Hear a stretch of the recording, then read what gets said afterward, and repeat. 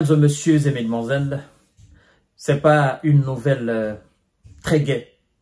C'est pas facile non plus pour moi de passer des informations pareilles. Mais je m'efforce à trouver les voies et moyens, les mots et les phrases pour vous les transmettre. C'est pas la première fois, c'est pas la deuxième fois, c'est pas la troisième fois non plus. Cette année, je pense que ça doit être une quatrième ou une cinquième fois. Il s'agit des soldats de M.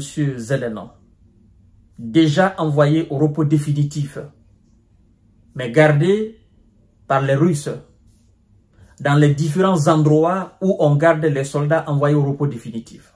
Vous voyez ce que je veux dire? On va trouver les phrases pour les expliquer. Et cette fois-ci, c'est 503. C'est l'Ukraine qui nous informe. L'Ukraine nous informe avoir reçu de la Russie 503 de ses soldats envoyés déjà au repos définitif. Et ça se passe dans un contexte particulièrement chaud.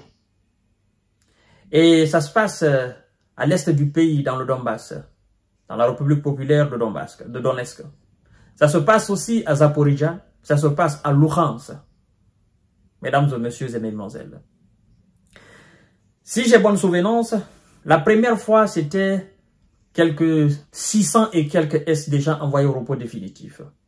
La deuxième fois, c'était 500 forts. Troisième fois, c'était encore 500 et quelques. Quatrième fois, c'est encore 500 et quelques. Je pense qu'il y a eu une sixième fois cette année-là. Lorsque vous faites le cumul de tout, ça va vous donner dans les 2000 et quelques.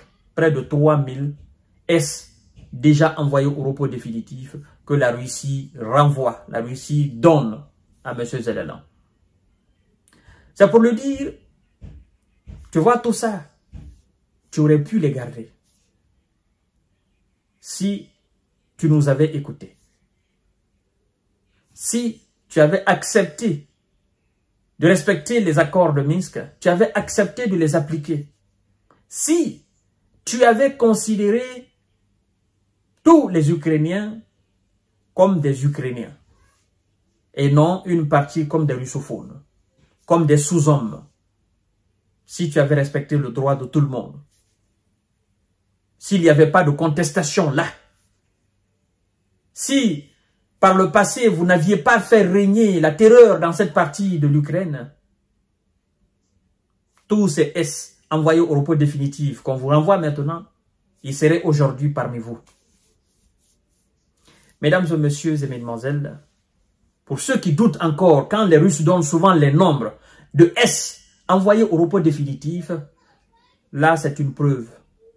C'est une preuve que les nombres donnés souvent régulièrement par la défense russe, que ces nombres sont vérifiables et vérifiés. Il ne faut pas douter. Quand ils vous disent qu'ils ont envoyé 10 000 au repos définitif une semaine, qu'ils vous ont envoyé 500, qu'ils ont envoyé 1000, qu'ils ont envoyé 2000, 3000, 4000 au repos définitif en une semaine, croyez, ne doutez pas. Partagez la vidéo dans tous les groupes possibles, s'il vous plaît.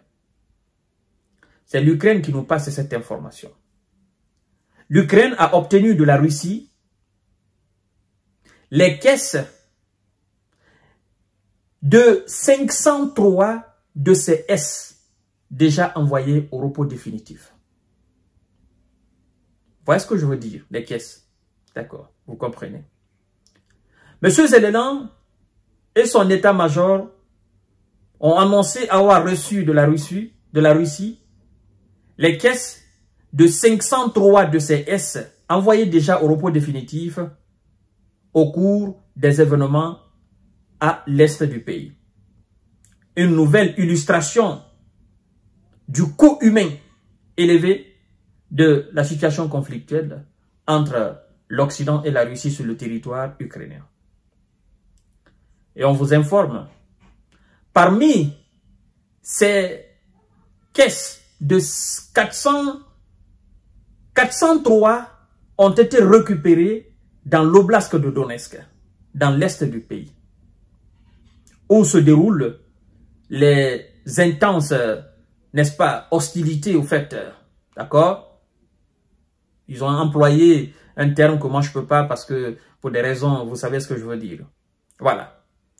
Et les autres dans ceux de Louhansk, également dans l'Est et de Zaporizhzhia dans le Sud-Est, ainsi que dans les, voilà, dans les morgues russes. Voilà. Donc, on les a rassemblés, puis on les a donnés à M. Zelensky. On nous informe qu'il s'agit, voilà, je ne me suis pas trompé, qu'il s'agit du 4e rapatriement de type annoncé officiellement depuis octobre. Depuis octobre. Moi, je parlais même de cette année. Ça, c'est depuis octobre, du 4e. Donc, de cette année, c'est plus que ça, mesdames et messieurs. Depuis le mois d'octobre, il s'agit du 4e rapatriement. Ça ne va pas au-delà. C'est pas en dessous de 500. C'est 500, 550, 590, 600 jusqu'à monter. Depuis le mois d'octobre. Octobre, novembre, décembre, ça fait aujourd'hui 3 mois. Et donc, il y en a eu depuis le mois de janvier. On les donne. Il y a eu aussi des échanges de prisonniers. Parce que la Russie détient énormément de prisonniers de l'Ukraine.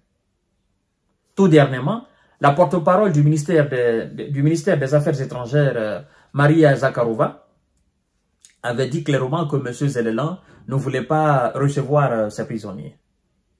Et qu'il faisait tout possible pour capoter, pour bafouiller ça au fait, l'échange entre eux et la Russie dans le domaine, n'est-ce pas, des prisonniers. Mais là, ça, ce sont des S déjà envoyés au repos définitif. Ça prouve combien de fois ce qui se passe à l'est du pays est intense. Est intense. Quand les gens demandent la paix, c'est pas pour rien, c'est pour éviter tout ça. Quand les gens demandent le cessez-le-feu, c'est pas pour rien, c'est pour éviter tout ça. Mais puisqu'il y a des marchands de guerre, il y a des marchands d'armes, puisqu'il y en a qui tirent profit de la situation, puisque c'est devenu la source de revenus de bon nombre d'élites ukrainiennes, mais aussi de l'Occident, ben, ils vont continuer.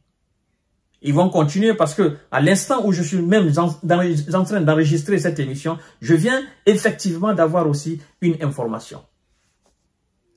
Oui. Et cette information, ça prouve à suffisance que M. Zelensky et ses hommes ne tiennent pas réellement à leur pays. Nous allons voir ça tout à l'heure. Ça sera le sujet de notre prochaine émission. Voilà. Parce que là, ça se passe dans la région de Koursk. Je vous reviens tout à l'heure. Partagez la vidéo dans tous les groupes possibles. Merci beaucoup.